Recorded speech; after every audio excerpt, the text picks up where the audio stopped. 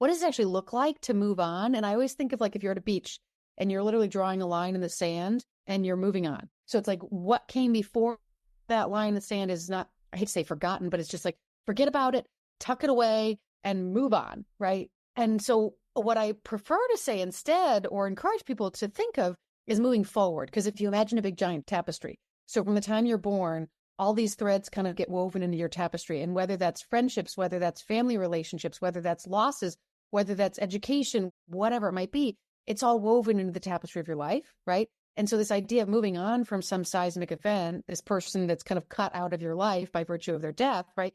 You can't cut them out of your tapestry because they've been woven into it over the course of your entire life. Well, maybe not in your entire life, depending on who you lose. Like certainly a parent, yes. A spouse, no, I didn't know him from birth, for example. Most people probably haven't. But it's moving forward with rather than moving on from. Welcome to Financially Ever After Widowhood, the podcast where we empower women to take control of their financial future after the loss of a spouse.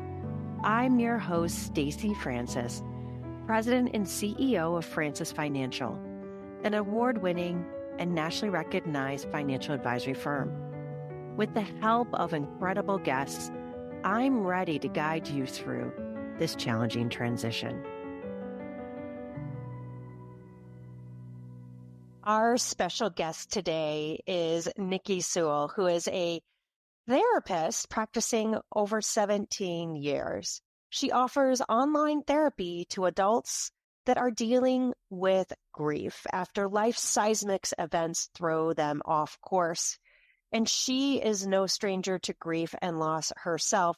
She lost not only her husband, but also her father, both by the time that she was 30.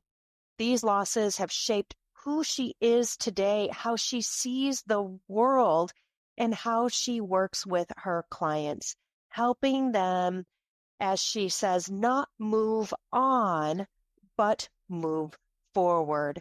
She talks about setting healthy boundaries, which is easier said than done, especially for women.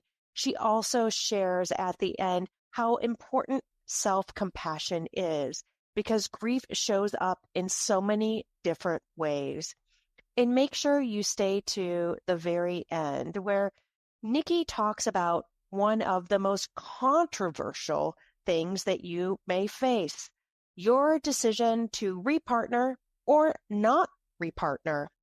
Confronting these societal pressures for some can be very difficult, and she gives words of advice to help you move through your decision going forward in your life with health and happiness, and a way to ride the waves of opinions, whether they might be positive or in some cases negative, and not agree what they're doing. So without further ado, please help me welcome our unbelievable guest today, who brings not only her personal experience, but her decades of experience in helping others navigate grief. Nikki, it's so nice to have you here today and talking about a tough subject, grief, but I know that it's something that's really, personal to you. How did you find yourself really getting into the field and doing the work that you're doing now?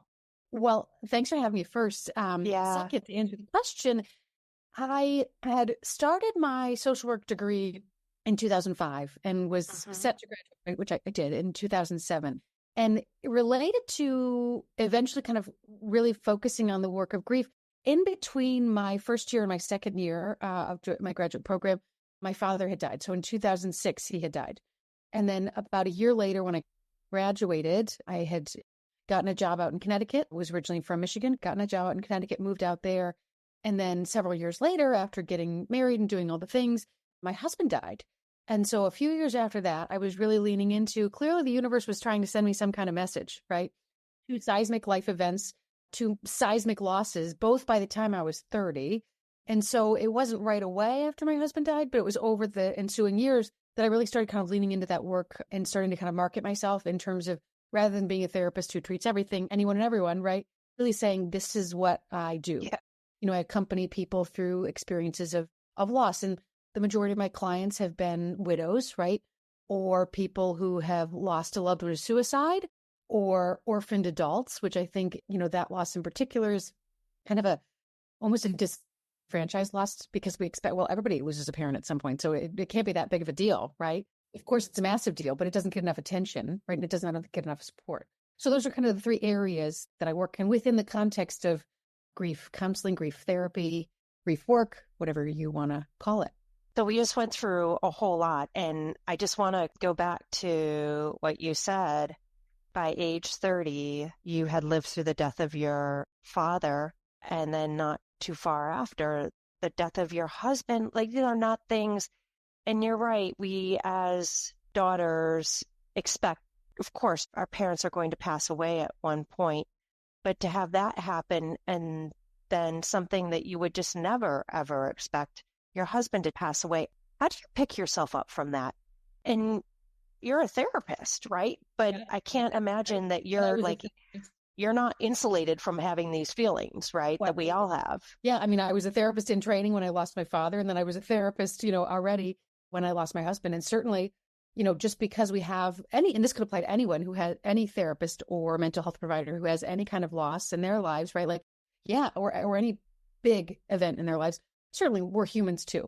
And just because we have this expertise in mental health and healing and therapy and all those things, it doesn't mean that, we're immune from the experience of grief, right? So certainly wasn't an easy journey. But I think that, one of the things that I had to do for myself, and also one of the things that I I hate to say tell my clients to do, but suggest to my clients to do, is like, just literally sometimes we have to take it one day at a time, right? And sometimes that's too much. And so we have to take it, 1 minute at a time. And sometimes that's even too much. So it's literally focusing on one foot in front of the other, right? Literally step by step by step, right? Yeah. And just at the beginning, I think it just depends on the day. Some days are better than others. And I think that sharing that, some days are just better than others, and just realizing that you take every step through each day, and just know that over time, things get better.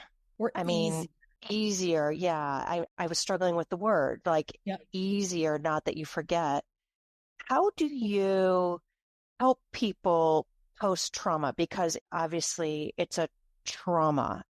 And my father just recently passed away about 3.5 weeks ago. He passed away because of a sudden heart attack. I was not there, was informed of it during the process of when it was happening. And then, of course, when he passed away. But even though I didn't see him actually going through that heart attack, I have a certain amount of trauma. My stepmother, who was there, who witnessed everything and watched the EMS workers working on him, has very significant trauma. And for a lot of us, when we lose someone, there are memories of that experience of loss, whether it's their actual death or it's their funeral or it's something else. It's almost like they're branded on our brain. I almost think of that like branding that you would see on a cow or a horse. That is usually something that's one of the most traumatic things. That's what often stays there front and center. How do you help people move through that?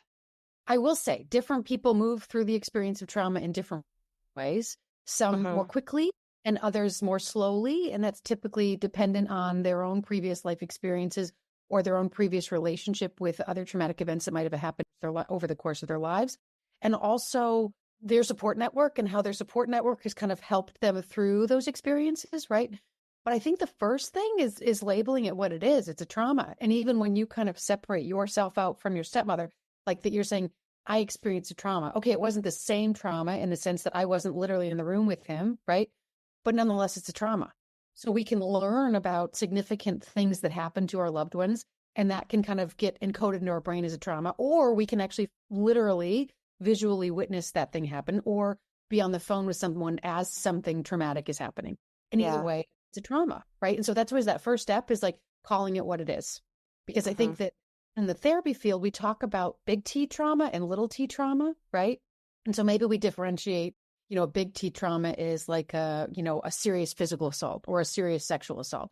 Whereas maybe a little t trauma is, some teenager came running up behind you and stole the purse hanging off your shoulder, right? There's some violation in that because some object of yours, some belonging of yours was taken from you, but maybe it's not as significant as these two other examples of trauma. Now, it is not my job to tell people if they're experiencing a little t trauma or a big T trauma, because whatever, however they define it, right? Yeah. Some people might have different kind of definitions of what that means. So, Nikki, with like big T and little t, I agree with you that I feel like it's the person experiencing it that has that definition.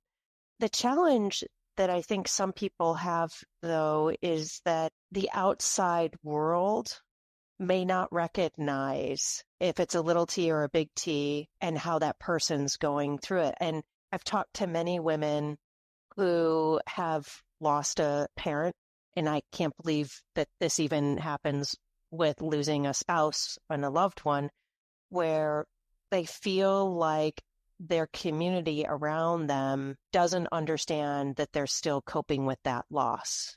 And I don't know if it's because of the age of social media where we move on, or the age of CNN and how quickly news is infiltrating our lives and then you're just moving on. But I've talked to many people who are almost afraid or concerned about bringing up the loss of their spouse or their parent because they feel like themselves, like, I should be moving on. And partially because I feel like our society tells us you should be moving on. Yeah. How do we reconcile that? How do we give ourselves permission to feel the grief, feel the anger, feel the hurt, feel the fear and all of that, but allow ourselves the time we need? Because I think that also every person is different. And whether they have a big T or a small T, even among those, it's just very different. Everybody's different. Everybody's relationship with the person that they lost, whether that be, the spouse, the parent, the sibling, the friend, the whoever, right, is going to be different as well. And so that's going to kind of manifest in a different experience of grief. When you used the term earlier about people feeling an expectation of almost as if, what's wrong with me? I know I need to move on, but I'm having a hard time moving on. Personally, and I'll say that all my clients know this, I very strongly dislike the idea of moving on or the expectation of moving on. And I think that's what it is. It's more kind of coming from the outside, this expectation that you move on. And when we think of the metaphor or the analogy of what is it visually? I'm a visual person, right? So what does it actually look like to move on? And I always think of if you're at a beach and you're literally drawing a line in the sand and you're moving on. So it's what came before that line in the sand is not, I hate to say forgotten, but it's just forget about it, tuck it away and move on, right? And so what I prefer to say instead, or encourage people to think of, is moving forward. Because if you imagine a big giant tapestry, so from the time you're born, all these threads kind of get woven into your tapestry. And whether that's friendships, whether that's family relationships, whether that's losses, whether that's education, whatever it might be, it's all woven into the tapestry of your life, right? And so this idea of moving on from some seismic event, this person that's kind of cut out of your life by virtue of their death, right? You can't cut them out of your tapestry because they've been woven into it over the course of your entire life. Well, maybe not in your entire life, depending on who you lose. Certainly a parent, yes.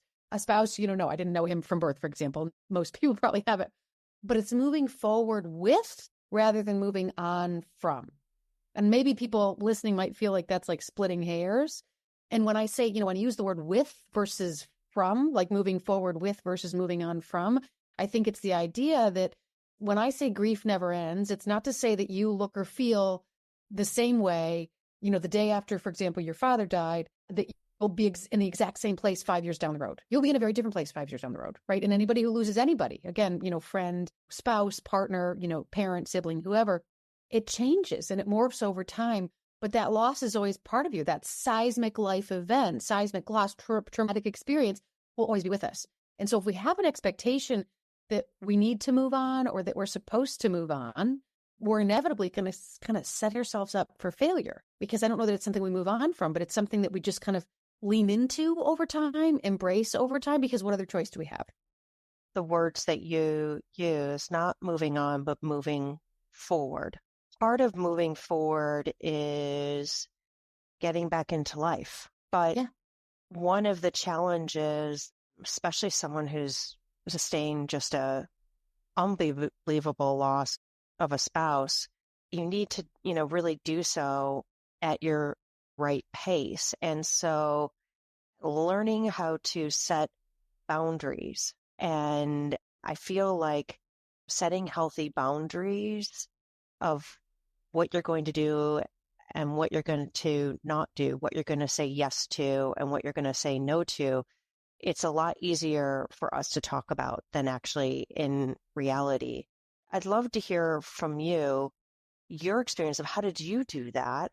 But then also the many clients that you work with, how do you help them set boundaries? In some ways, it's the practice makes perfect, right? So I love that. That's true, right? Right? It's like, we all learn to ride a bike, right? At some point. And Yeah. as we're learning to ride a bike, we're probably going to fall a few times and get a couple scrapes, a couple bumps, and a couple bruises, right? And so going back to the expectations we were talking about a little bit ago, like if you set yourself up for, I need to set this boundary and I'm just going to do it and that's all there is to it and it's going to be easy, et cetera. Well, it's probably not. Especially I think for, not to make this a gendered conversation, but especially for women, I think, who, we've been kind of socialized to take care of people, to be people pleasers, to be nice, to not be rude. And sometimes that gets internalized as don't set those boundaries for yourself because you might be perceived as too assertive. And we know that if we're too assertive, we're the B word, right? For example. So it's that process of practicing what feels right in terms of, okay, what can I say no to? What should I say no to? What do I feel like I really need to be able to do? So if there's something I have to do, does something else have to fall by the wayside? If we think also that using yet another analogy of watering from a well, and if the well is empty, and if that well is our figurative reserves, right? How can we water anything when we don't have any reserves left? That's right? such a good visual too, Nikki. I mean, I think every woman who is listening to this show at some point in her life, maybe even right now, her well is either, very close to going dry or completely dry. And how can you water that garden? How can you help others? How can you help yourself? I feel like it's such an interesting journey for men and women, but I will also particularly say women because we tend to be such helpers and such caretakers. I know for me personally, I'm always continuing to learn how to keep my well full and how to continue to advocate for myself when I start to see that it's running empty. And I know for me right now, I would say my well is like 75% empty. And I noticed very clearly that that's starting to happen because I was stressed out this weekend. I am starting to get a cold and get sick. And could be related to both the grief and the stress, right? Right. I mean, it's all those things. Because our mind tells us, and if we're not listening to our mind that our well is getting empty, bless our bodies. Our bodies then tell us, and they usually don't tell us in a nice, kind-hearted way. It's like I'm hitting you over the head and now you're sick, or now you've pulled your back, or you've herniated a disc, or it's amazing how it shows up in our bodies. So listening to where we are is really important. And, related to that, if we think about, I have to do X, Y, or Z for someone else, right? But I feel like I'm overextended. I feel like I don't have anything left to give, right? If we push ourselves, not only are we potentially going to make ourselves sick or hurt ourselves in some way, even if that's not our intention, but we're so focused on being in service of someone else's needs and so afraid of what they're going to think of us if we're not able to do for or provide for them that we in turn start to feel this sense of kind of obligation, which leads to resentment for the overextending ourselves. When if we just said to ourselves, checked in with ourselves, and when you described having this level of self-awareness that your mind is telling you it's time to slow down, and sometimes you have a hard time listening to that. And so then your body is like the backup, which the body will, like you said, smack you upside the head and tell you, no, I really mean it. It's really time to slow down. Yeah, no, it's interesting. And the other piece too is just giving ourselves grace that like we're not going to be at our best. I mean, I will tell you, Nikki, a friend of mine said to me, she goes, have grace with yourself because grief can show up in a lot of different ways in your life, and it can really change the way you think about something. And I will tell you, I had and again, this is judging myself, but I gave myself grief. Someone asked me, and she knew my father had died, and I just shared that and kind of going through the chaos of that. then sends me an email and asks me to promote an event that she is putting on to my network. And I know she did it, and she was just sending it out to probably 30 people because she needed help. But when I got that email, Nikki, I was like, are you kidding me? And I started to write an email back saying, I would love to be able to help, but I'm, dealing with the death of my father. I'm trying to rehome his 2 dogs that are set to go to the pound. I'm trying to afford to pay for my stepmom's rent for the rest of her life. And so I typed it all out, and then I had to delete it because I was like, Stace, she has no clue. She has no clue that this is what our family is facing right now. And I just wrote, I have a lot of things on my plate. The event is in 2 days. I'm so sorry. Next time, if you could just let me know, maybe a week or 2 in advance, I would be more than happy to help you. And I sent it off, and I felt good, but it took me some moments to kind of get through that and not judge myself that was my initial reaction. And that's with a parent's passing. I think that when you have a spouse, it can be multiplied much more significantly of how you might respond to something, again, that someone just very kindly offers and asks you for something small, and you're like, what the hell? Yeah. And I think for us, just like learning to have, like, not judge ourselves, that however we react initially, it is what it is. What are your thoughts? And do you give anyone like any tips or suggestions? So here's what I will say, that a conversation that I often have with clients, right, when they're feeling, maybe they're describing something similar to what you just did, right, which I think is perfect. You write it all out. Sometimes writing can be very cathartic. You write it all out, then you delete it, and then you just say, here's this 1-sentence response. I'm so sorry I'm not able to support right now. I have too much on my plate. Between, the death of my father, the rehoming his dogs, and finding ways to take care of my stepmom. But I think of, or I refer to self-compassion, right? This idea that, and I'm boiling it down very simply, it's much more complex, but in simple terms, self-compassion, right? So what if it wasn't you, it was your best friend? Your best friend said to you, oh my God, Stacey, can you believe this woman just emailed me? She's wanting me to do this, and I have all this other stuff on my plate, right? I'm dealing with this grief. I'm dealing with all these other things related to that, the layers of loss, as I call them. Can you believe, like, and now she wants me to do this, and I feel this obligation, whatever. Your best friend would say to you, sometimes it's okay to say no. But yeah. And again, especially women, but in general, I will say that, like, we have a much harder time giving ourselves permission to say no. We're much more likely to be critical of ourselves and say, get over yourself. It's one small thing. You can do it, right? Whereas if the friend came to us and said that our dilemma was instead of their dilemma, right? If the roles were reversed, we would have behaved in a very different way. We would have a very, give them that permission to say no, or to say, I can't overextend myself more than I already am. Yeah. Maybe even have a friend that you just check in with, like, to say, hey, am I thinking straight? What are your thoughts? Just kind of like bouncing ideas off of, even in that moment when you started kind of typing that email response, and then, like you said, you deleted it and then, sent something different. Even in that moment, even if you don't have anybody that you can check in with in that moment, what would one of my best friends say? Yeah. Or right.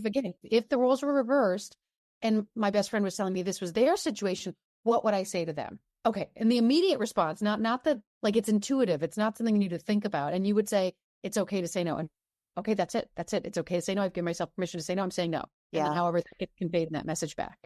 Nikki, that's such good advice of what would you tell your best friend? Because, or what would they tell you? What they would tell you. So I know we're coming up to time, but we've never talked about this on the podcast. And I really would love to talk a little bit about repartnering and finding a partner. I feel like there are a lot of societal pressures and expectations, either if you repartner too quickly in people's view. And when I say people, it's like, they're drowned, or he passed away X long ago, or your partner passed away X long ago. Like, why have you not started dating? I feel like it's almost like you can't win, right, with what people think and their expectations. So how do you advise your clients, and even for you, of how do you help them to focus on their personal growth and happiness and not jumping back into the dating pool, or someone that has met someone sooner than maybe they even thought, and are, exploring and starting that journey. The bottom line is that no matter which direction we go in, whether someone chooses to repartner and when, whether someone chooses not to repartner, whether for a few years or ever, right? There's always somebody in your circle that's going to somehow be upset about it. There's always someone that's going to think that you're dating too soon, or that you're not getting out there soon enough, or that you're turning into a spinster because it's been so many years after, your person died. So to start, it's just assuming that you're not going to be able to make everybody happy, that somebody's going to have some opinion about how you're living your life, how you're choosing to live your life post-loss, and that's just all there is to it. So rather than setting us up to be surprised that I can't believe Aunt Maud said X, Y, or Z, or Aunt Maud, accused me of, getting out there too soon, or that Uncle Joe said, gosh, it's time to get out there because it's been X number of months or years, right? There's always going to be somebody that's going to say something like that. And if before we get to the dating part, there's also, if you're married and if you're wearing a very important ring on a very important finger, there's also somebody that's going to make some remark about that, whether you leave it on too long, whatever that means, or whether you take it too soon, right? And so I think what it comes back to, and this is not always easy, but again, it's giving yourself permission to do what you feel like is right for you. Whether that's, so I've worked with widows who have successfully repartnered and are actively in relationships or marriages, subsequent marriages, right? I've, worked with widows who are on the other end of the spectrum who are like, it's been so many, whether it's 2 years, whether it's 5 years, whether it's more, I'm just not interested. I'm just not there. I just don't want that. Or maybe they still don't want that because it's not with him. And that's not because they're idealizing their spouse, but it's because they recognize that it's a lot of work. Starting a new relationship is a lot of work, especially today in the context of how most people are meeting people through this kind of app culture, right? And then there's another group. So there's these 3 different groups. So the one on the one end that's like successfully repartnered, the other group who's saying no thanks, and then yet the other group who's kind of in the middle, who are kind of out there actively dating. And I think that ultimately, again, it's just, what are you ready for? What do you want? What can you do to kind of shut the committee down in your head? And the committee is all the people that have said all the things to you about where you should or shouldn't be, what you should or shouldn't be doing. Because really, it doesn't matter. You're not hurting anybody. You're not hurting yourself. It's one thing to say your husband died a month ago and you're out there dating. Okay, then that's probably too soon, because what are you running from, right? What are you escaping? Yeah. What are you avoiding? What are you not dealing with, right? But if it's been different strokes for different folks. It's been a year and 5 months. It's been 2 years. It's been whenever. Like, if it feels right for you to put yourself back out there, put yourself back out there in whatever way that feels comfortable. And I have to say something. I want to just emphasize that, wow, it's really powerful. Before you even make that decision of what you want for yourself, just realizing that people are going to have different opinions and you're going to tick off someone. Someone's not going to agree. And I will tell you something, that with losing my dad, just because I've worked with so many people who experience grief through Francis Financial that have lost their spouse, the number of, excuse my language, asinine things that my clients have shared that people have told them, Nikki, I went into this process knowing that there were going to be some things that people said or did that were just like, are you kidding me? Like, really, are you kidding me? And so when that happened for me, Nikki, I was like, oh, okay, there it is.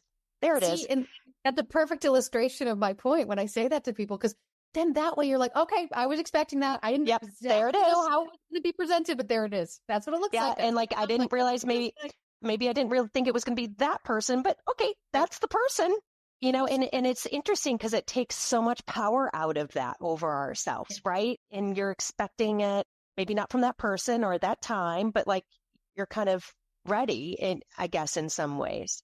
And maybe not even expecting it, but being ready for it and being open to it, that there's someone somewhere at some point that's going to make some kind of asinine remark, right?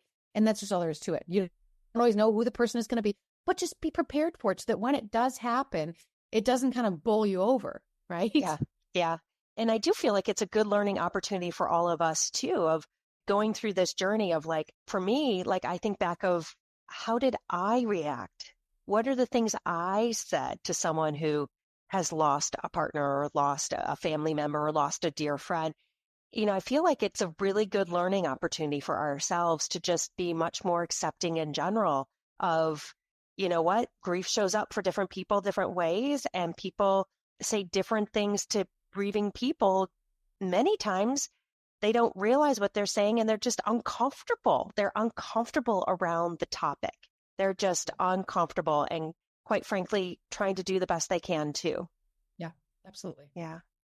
Nikki, this has been unbelievable. How do our listeners find out more about you? Can you share your website, maybe share also the types of clients that you work with and which state that you can work in as well as a therapist? So you could easily find me at my website, nikkisewell.com. Hard to forget, right? So NIKKISEWELL.com. That's my website. So I work with, adults. I don't work with children. I don't work with adolescents.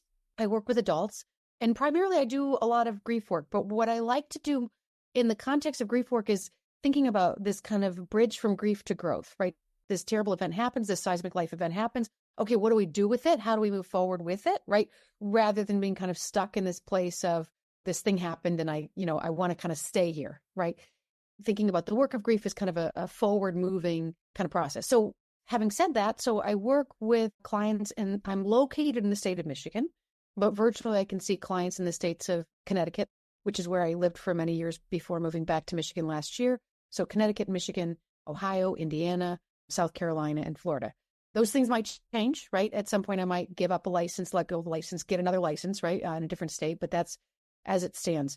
And my practice is obviously virtual. Unbelievable. And for all of you listening, we will make sure that we put Nikki's contact information in the show notes, as well as all the states that she can work in. And I know that you offer online therapy, which is amazing. And, for a lot of therapists, they can only work in one state. So the fact that you're able to work with individuals in Michigan, Connecticut, Indiana, South Carolina, Florida, Ohio, very powerful, very powerful.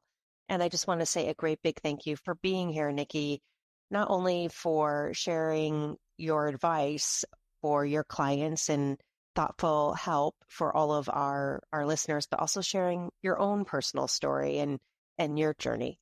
Absolutely. Again, thanks for having me. It's been my pleasure. Thank you.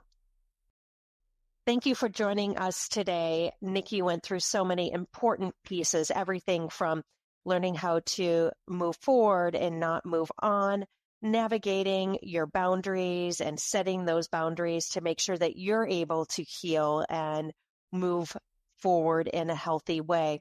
She also talked very importantly about self-compassion and helping you with the journey to repartner or not repartner.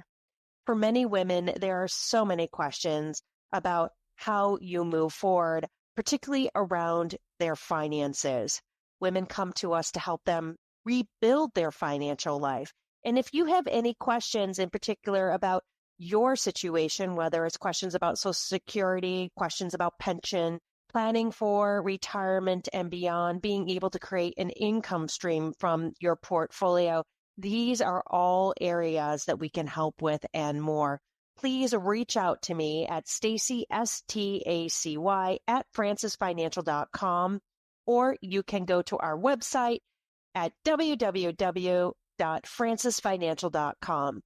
Know that you are not alone. We are here for you, and we are here to help you through this journey of rebuilding your financial life to achieve the financial security that we all deserve. Thank you again for joining us at Financially Ever After, and we'll see you in 2 short weeks. Thank you for tuning in to Financially Ever After Widowhood.